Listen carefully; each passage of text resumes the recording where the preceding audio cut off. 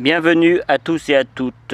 Aujourd'hui, une petite vidéo jardinage. Je vais vous expliquer comment faire à partir d'un pied des boutures à l'infini de romarin. Vous allez voir, c'est très simple, que ce soit en pleine terre ou dans des petits pots.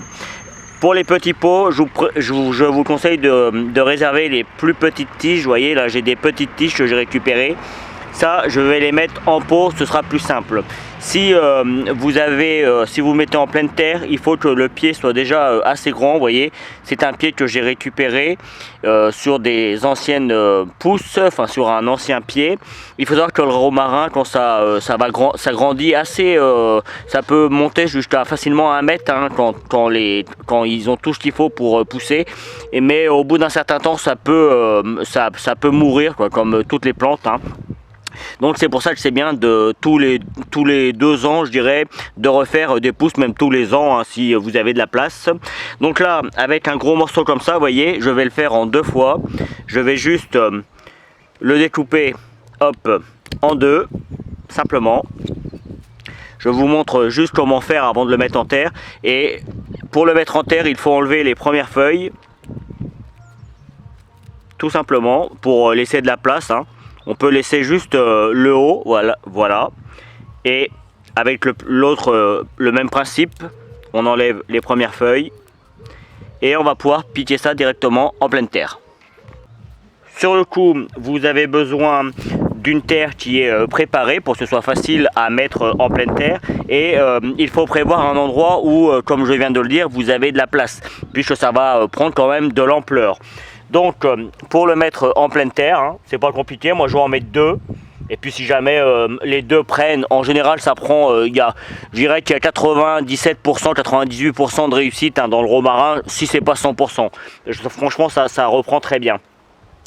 Et donc simplement je viens l'enfoncer. Vous voyez, quand je sens une résistance, c'est le moment où j'arrête. Et je fais pareil avec mon autre morceau. Et voilà.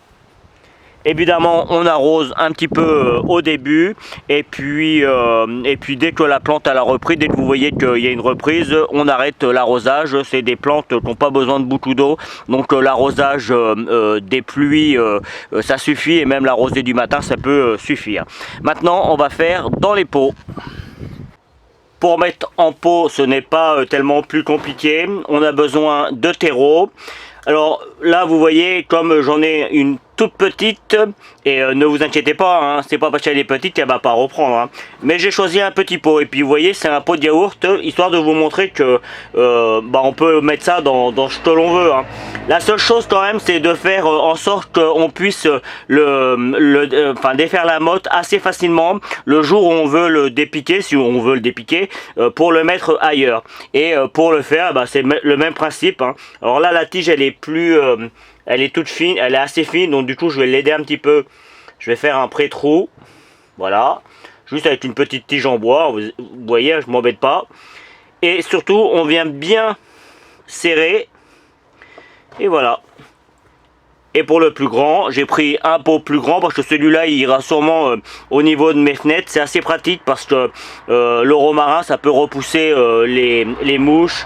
Et puis certains moustiques, j'allais dire. Et puis les moustiques, je sais pas si c'est le plus efficace, mais bon, ça marche quand même. Et puis surtout, c'est le fait d'en avoir un petit peu au niveau de sa fenêtre pour pouvoir cuisiner. Ça peut être pratique si c'est le soir par exemple. Ça vous évite d'aller dehors pour aller en chercher. Donc c'est vraiment pratique. Et puis le romarin, ça sert vraiment pour la cuisine. Pour ceux qui cuisinent, on en met un peu. Moi, en tout cas moi personnellement, j'en mets partout. C'est vraiment très bon. Et puis on peut faire de très bonnes tisanes. C'est très bon pour la santé également.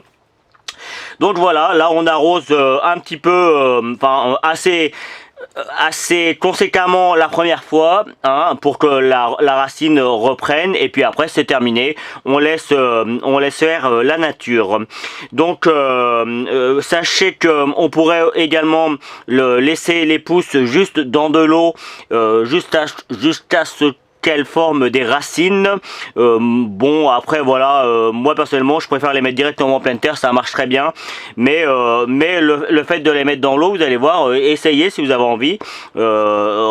Faites en sorte de changer l'eau assez régulièrement, parce que ça peut sentir pas très bon à un moment donné. L'eau qui stagne, c'est pas forcément super, mais si vous changez l'eau régulièrement, vous allez voir à un moment donné, la tige va faire des racines, et vous pourrez remettre ça dans le pot, un peu sur le même principe, mais vous aurez la racine, et là vous serez sûr que votre plant reprendra. Voilà, je crois que j'ai dit à peu près tout ce qu'il y avait à dire sur la plantation, enfin sur les boutures, voilà, c'est ça le direct, on cherche parfois ces mots, sur les boutures du romarin, et avec cette technique, vous êtes sûr d'avoir du romarin quasiment tout le temps dans votre jardin. D'ailleurs, je vais vous montrer, juste pour finir la vidéo, que moi j'en ai mis un petit peu partout. Alors, j'ai un pied ici, que j'ai repiqué l'année dernière, donc il commence à être joli, il est juste devant la maison. Et un autre ici, et c'est sur celui-là que j'ai pris la racine que j'ai repiquée dans mes pots et en pleine terre. Et ça c'est pareil, hein, ils sont vraiment très jolis. Voilà, à bientôt sur Comment fait-on bricolage, pêche et jardinage.